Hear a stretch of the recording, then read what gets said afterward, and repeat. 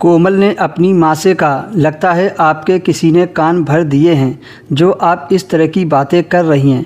मैं ऐसा क्यों करूँगी? पवन तो मेरा भाई है। अगर वो मेरा सौतेला है तो क्या हुआ? मैं उसके साथ ऐसा क्यों करूँगी? हम दोनों साथ में पले बड़े हुए हैं। अगर मैं सुबह उठकर चादर धो देती हूँ तो क्या हो जाता है आपको? गंदी हो जाती है तो धो देती हूँ। आप खामखा मेरे ऊपर शक करती हो। आपको पता है ना कि मेरी कई दिनों से तबीयत ख़राब चल रही है, तो दवाई खाने की वजह से मेरे पेट में भी खराबी हो रही है। अगर मुझे कोई उल्टी वगैरह हो गई तो इसका मतलब यह नहीं कि मैंने कोई गलत काम किया है। शीला की बेटी शीला से इस तरह से बात कर रही थी, इसलिए उसने कोमल को थप्पड़ मार दिया और वह ज़मीन पर गिर गई। तभी अचानक पवन वहाँ आ गया और अपनी माँ से कहा कि आप ये क्या कर रही हैं? आप इसे क्यों मार रही हैं?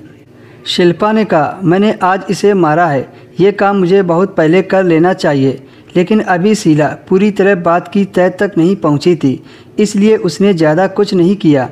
पर फिर भी शीला ने कहा कि अभी तो मुझे ज़्यादा कुछ नहीं पता है।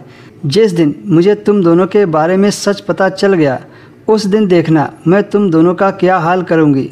शीला को इतनी गुस्सा आ गई थी कि उसे खुद नहीं पता था कि वह क्या बोल रही थी।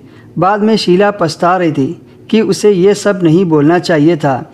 रात को अचानक शीला की आंख खुली तो शीला ने देखा कि कोमल और पवन के कमरे की लाइट जल रही थी। शीला मन में सोचने लगी कि इस वक्त रात में ये दोनों क्या कर रहे थे।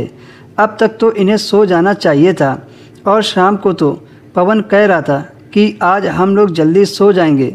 जब शीला चुपके से उनके कमरे के पास गई तो देखकर दंग रह गई। वे दोनों सिर्फ जाग ही नहीं रहे थे, बल्कि आपस में खूब हंस हंस के बातें भी कर रहे थे। शीला का बेटा कोमल से कह रहा था कि तुम बहुत खुशकिस्मत हो, तो कोमल ने कहा, हाँ वो तो हूँ, लेकिन अभी कल फिर से जब मैं चादर धोऊंगी और तबीयत खराब हो जाएगी तो माँ मुझे देखकर बहुत परेशान हो जाएंगी। तभी पवन बोला, कब तक झूठ बोलोगी? तब कोमल ने कहा कि कुछ दिन और कर लेते हैं, फिर सब ठीक हो जाएगा। उनकी बातें सुनकर शीला दंग रह गई। फिर शीला ने कुछ ऐसा देखा जिसे देखकर उसके होश उड़ गए। कोमल अपने भाई पवन से कह रही थी कि तुम जल्दी से